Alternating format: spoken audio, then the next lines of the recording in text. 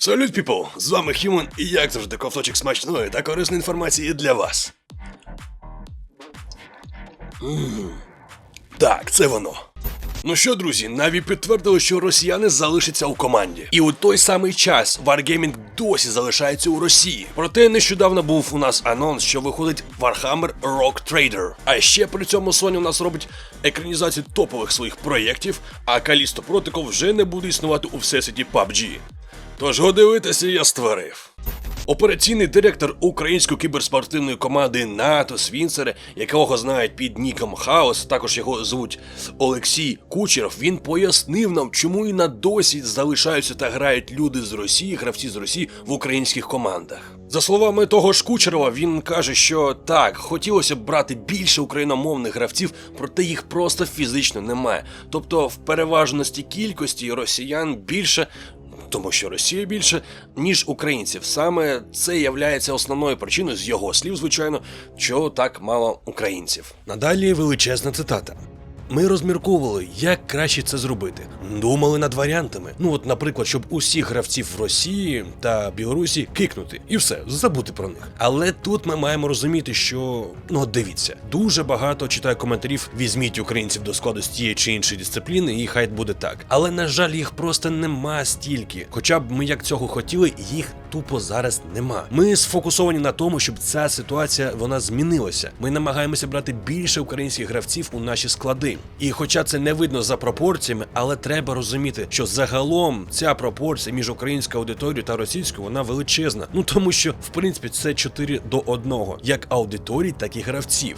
А фокус, враховуючи ситуацію, у нас завжди буде на гравцях не з Росії і не з Білорусі, це точно. Але, на жаль, поки ми не виростили десятки добрих гравців в Україні, ми іноді братимемо російських гравців. І ми маємо розуміти, що інакше просто ніяк. Або нам потрібно розпустити всі російські склади та піти до Європи. Інших варіантів немає. Ми не зможемо зібрати склади ні з PUBG Mobile, ні з CS, ні Valorant, просто з однієї України. Немає гравців. Ну що, які ваші думки, панове?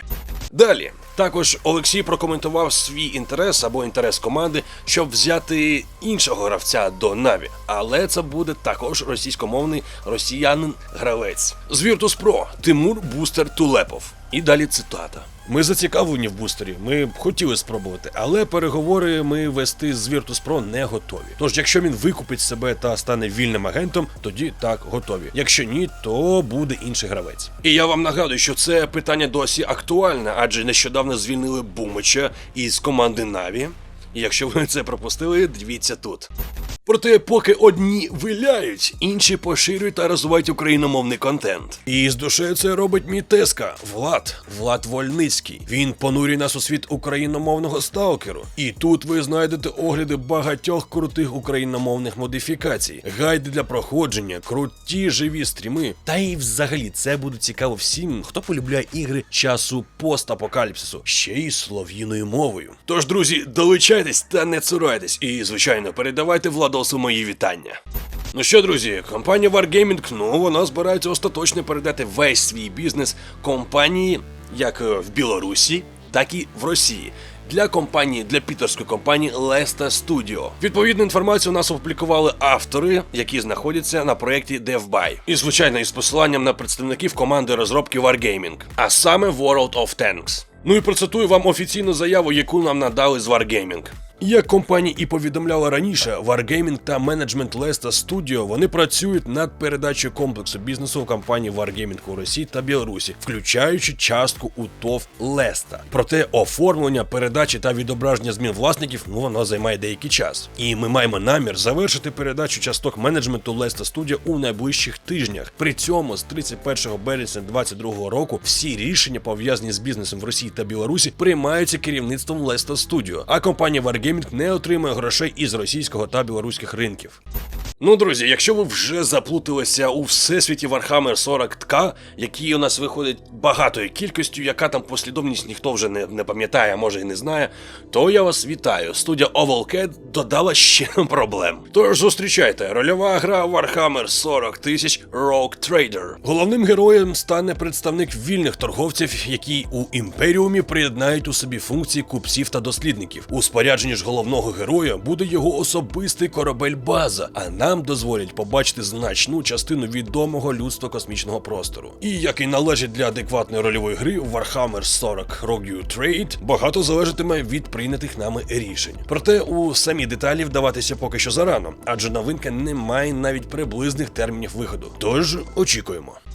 Sony залишилася задоволеною успіхами екранізації Uncharted. І саме тому на останній зустрічі Sony із аукціонерами, вони домовилися, що будуть нові екранізації їх топових проєктів. Тож робота вже кипить над новими адаптаціями. Серіалом God of War для Amazon, Horizon для Netflix та фільмом за мотивами Gran Turismo. Наразі всі проєкти вони перебувають на дуже ранніх етапах створення, тож поки марно чекати якихось подробиць сюжету або затвердження акторів, і тим паче дат виходу, навіть приблизних. От би Кратоса озвучити, я думаю, вам би сподобалось.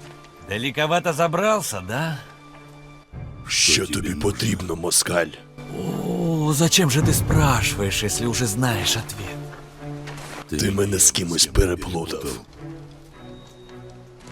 Краще згинь з очей моїх. Щоправда, певні кадрові новинки все ж таки є. І як повідомляє Deadline, до екранізації Gran Turismo придивляється режисер 9-го округу і робота Чапі від Ніла Блумкампа. І взагалі Sony вона давно вже планує поширити свої, скажімо так, ігрові проєкти за межі ігрової індустрії.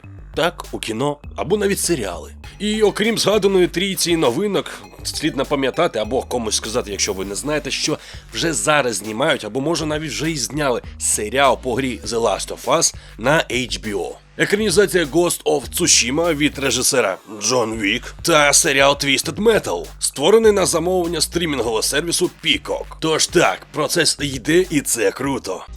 По-перше, гру Callisto Protocol, яку я вам нещодавно згадував в одному з цього сюжетів, вже нічого не об'єднує із всесвітом PUBG. І по-друге, який взагалі може бути взаємозв'язок між одною грою та іншою?